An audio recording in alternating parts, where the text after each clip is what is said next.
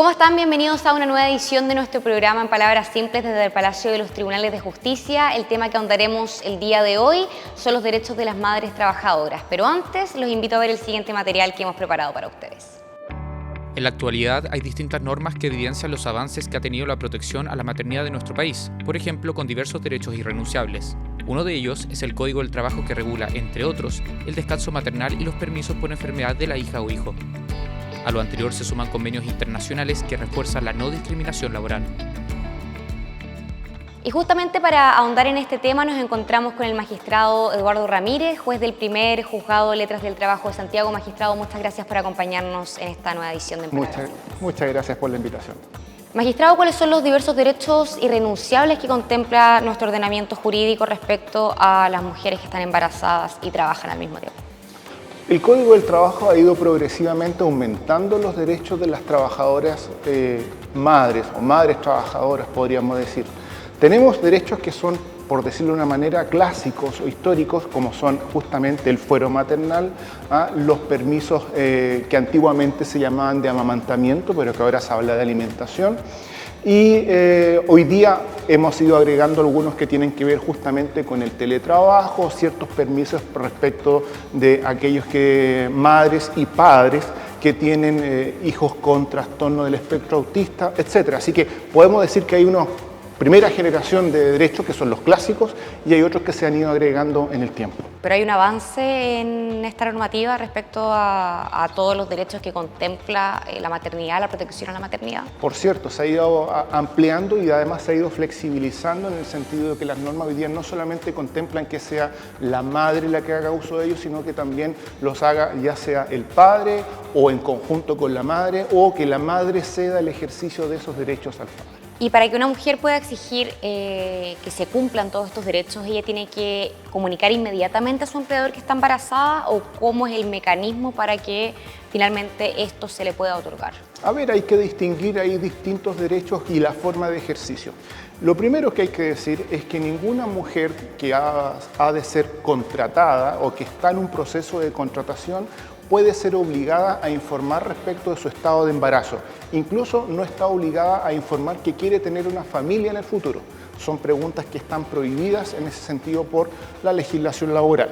Dicho lo anterior, por lo tanto, una mujer podría entrar embarazada, incluso sin saberlo, y los derechos los va a tener, en el caso de la mujer embarazada, desde el momento de la concepción. Podría darse perfectamente que una trabajadora deja un trabajo, entra uno nuevo ya estando embarazada, pero ese derecho o esos fueros le siguen de todas maneras. Hay otros derechos que, por ejemplo, como decía, el de las madres que tienen hijos con trastorno de espectro autista, en ese caso, por ejemplo, tienen que informar a la Inspección del Trabajo previamente de que tienen ese derecho para después anticiparlo, que consiste básicamente en el derecho a salir durante la jornada para ir a ver eventos que tengan que ver con su hijo dentro y que ocurran dentro de los establecimientos educacionales, lo que uno podría entender una crisis que se podría generar. Entonces, depende de cada derecho y algunos se tienen que informar. Por ejemplo, el fuero maternal hay que informarlo, no obstante que el derecho existe, pero para que la empresa también tome los recaudos. En ese mismo orden, hay derechos que tienen que ver con que estando la mujer embarazada o la madre trabajadora en ciertas ocasiones, la ley prohíbe, por ejemplo, que hagan trabajos nocturnos, trabajos que sean cargas pesadas o que signifique estar durante mucho tiempo de pie. Para que la mujer pueda ejercer ese derecho, entonces tienen que informarlo, en ese caso, al empleador. Perfecto. Y magistrado, uno de los derechos es el fuero maternal. ¿Cuándo se considera que este comienza y este termina? ¿Desde el momento de la concepción hasta que el hijo nace y tiene 1 año y 84 días aproximadamente? Ya, efectivamente la protección, el fuero maternal es una protección adicional que establece la ley respecto de la madre que está embarazada y después la madre que ya tuvo el hijo, ¿ya? Comienza efectivamente con la concepción, ¿ya? Y después culmina el fuero maternal 1 año después del término del descanso de maternidad. Suena un poco complejo de explicar, pero hay que recordar que la madre embarazada tiene el prenatal, ¿ya? Y tiene el postnatal. El postnatal son 84 días, 3 meses, ¿ya? Para explicarlo en simple. Después de esos 84 días, tiene 1 año más, de protección ante el fuero, que es el fuero maternal, que en este caso el empleador, para poder despedirla, tiene que tener autorización de un tribunal a través de un juicio de desafuero. ¿Y cuáles son las sanciones si el empleador no respeta o más bien desconoce lo que se considera como fuero maternal? Están las que tienen que ver con multas, ¿ya?, que puede ejercer la Dirección del Trabajo.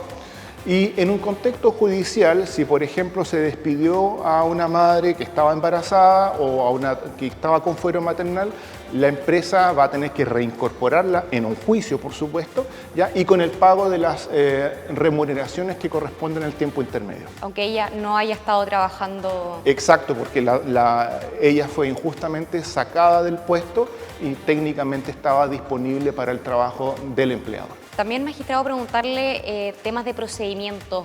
¿Dónde, cuándo, cómo tiene que recurrir una mujer que es despedida estando embarazada? Una mujer que es despedida estando embarazada, en primer lugar tiene un plazo, son 60 días, y después de eso ya no tiene la posibilidad de ejercer la acción, ¿ya? Entonces no puede quedarse dormida en los laureles en eso.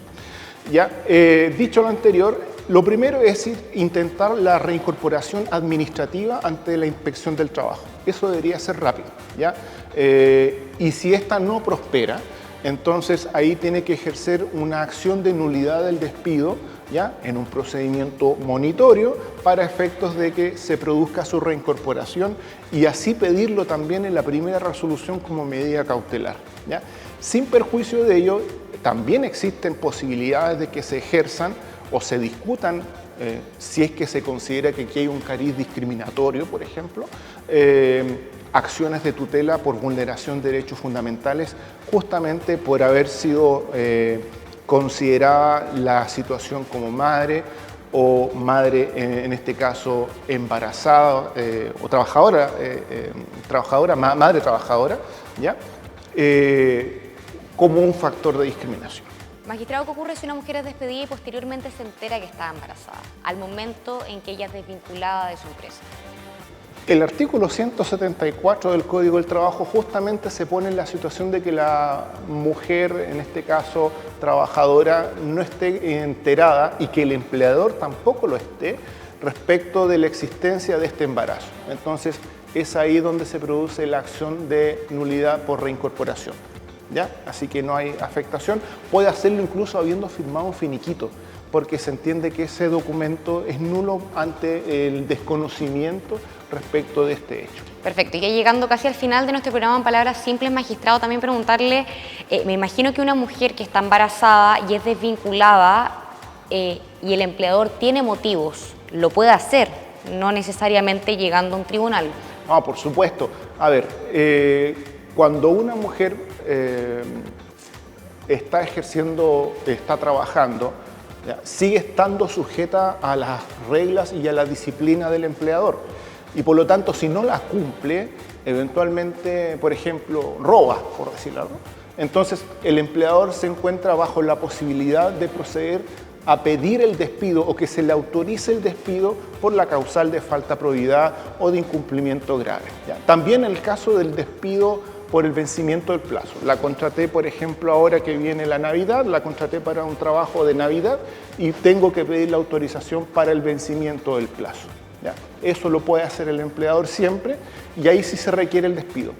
Esa autorización del desafuero no aplica, por supuesto, a aquellas trabajadoras que se encuentran a plazo en las empresas de servicios transitorios, usuarias, las famosas EST, según el 183AE del Código del Trabajo. O sea, depende absolutamente también del contrato que tenga la mujer trabajadora. Depende si él está contratada directamente o está contratada en esa situación. Ahí hay una norma expresa. En lo demás, respecto a aquellas que tienen una contratación directa, ya sea a plazo, faena o indefinido, entonces entra en la lógica del despido en general.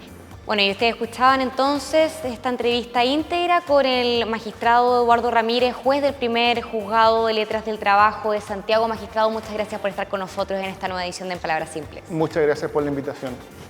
Y a ustedes, como siempre, los dejo totalmente invitados, que nos sintonicen, que vean las notas, que vean las cápsulas, que vean todo el material que hemos preparado para ustedes a través de las distintas redes del canal del Poder Judicial. Que estén bien.